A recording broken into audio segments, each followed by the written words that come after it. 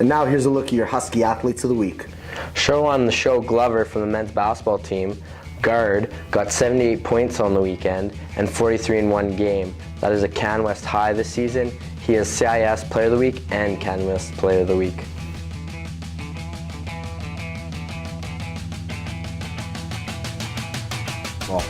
Football. I don't drive a car. LeBron all the way.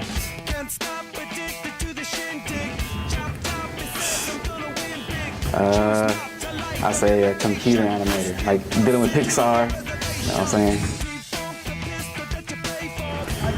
I don't even know. Corinne Pikethley, wrestling in the 59-kilogram weight class, suplexed her way to the top in Edmonton this weekend, winning a gold and silver medal on the women's side. Way to go, Corinne.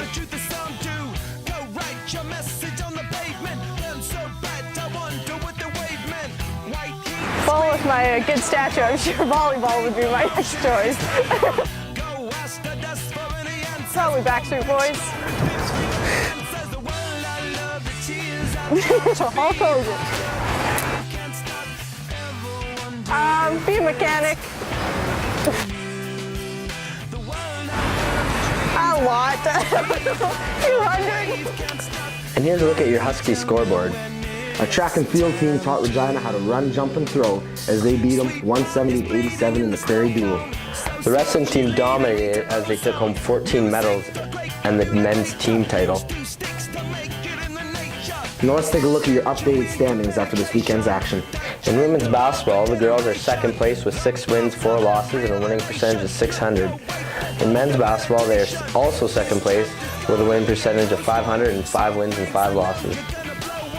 In hockey, the women are sitting at 8-3 with 19 points. On the men's side, they're 9-6 and sitting pretty. In volleyball, the women are 1-11 and looking to build on strong team play. The men are 5-5 and looking to head into the playoffs playing strong.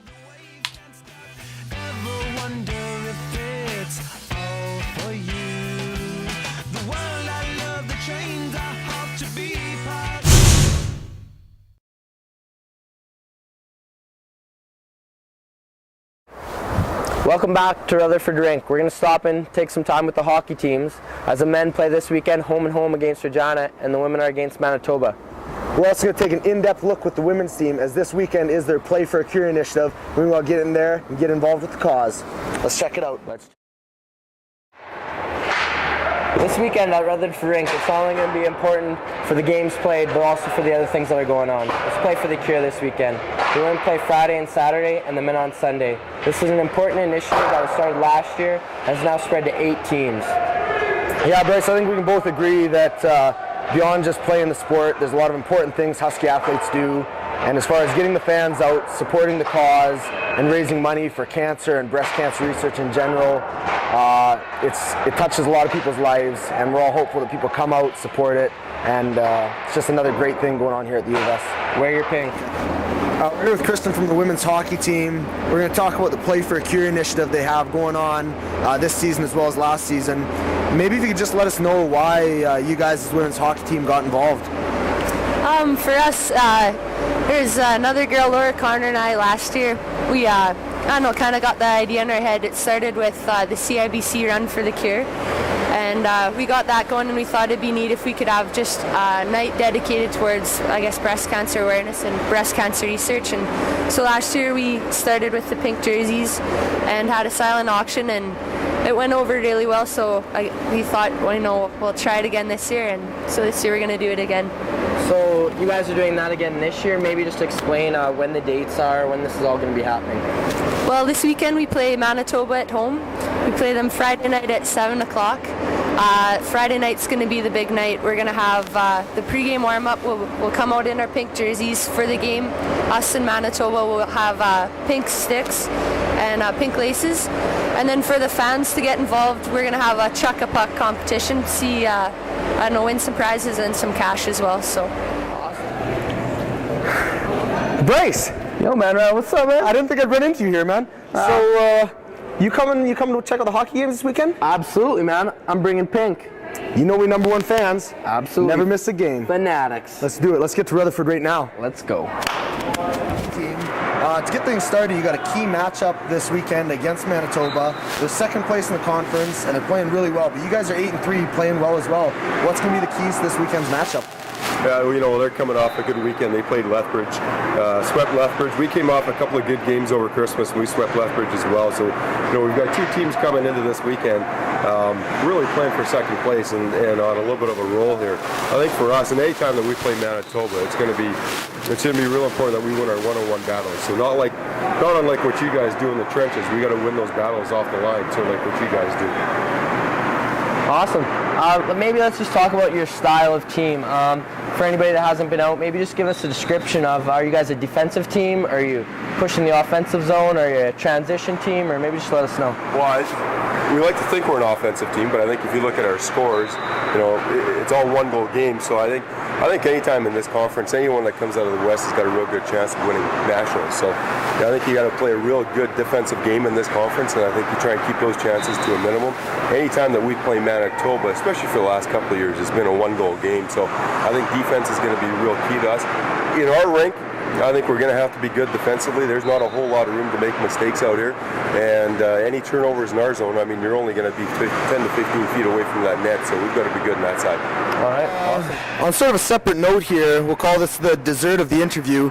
We've come across from an anonymous source a fairly incriminating picture of yourself. If we can maybe just throw that up on the monitor there for a second. Can you maybe just give us maybe a recap of that point in time? You obviously have a great mustache, a great setup of hair, and that suit is to die for. I have to say this was pretty styling back then. You got to remember that Miami Vice was a pretty popular show back at that time. You looked like you would have fit right in there. I can't tell, but I don't think I have any socks on with this tuxedo. Were you wearing shoes? I think I was wearing shoes. Was blue your color at the time? It obviously went well. Well, obviously someone picked it out for me. I think it was my prom date. Not only do you have impeccable style, then you're an incredible interviewee, and we appreciate your time.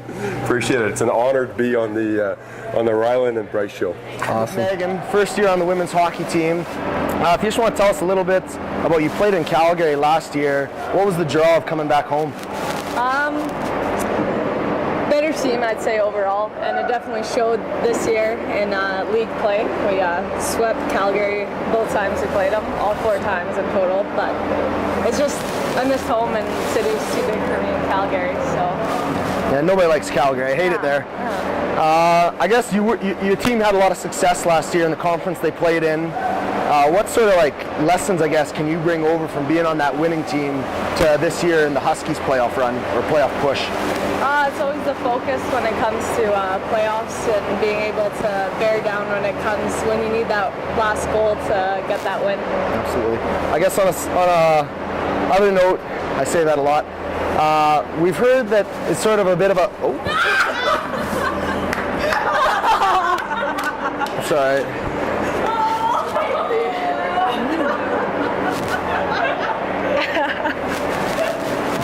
It's delicious. Yeah. Well, thanks for your time. You might want to go get cleaned up. We're glad to have you back in Saskatoon, though. Thank you.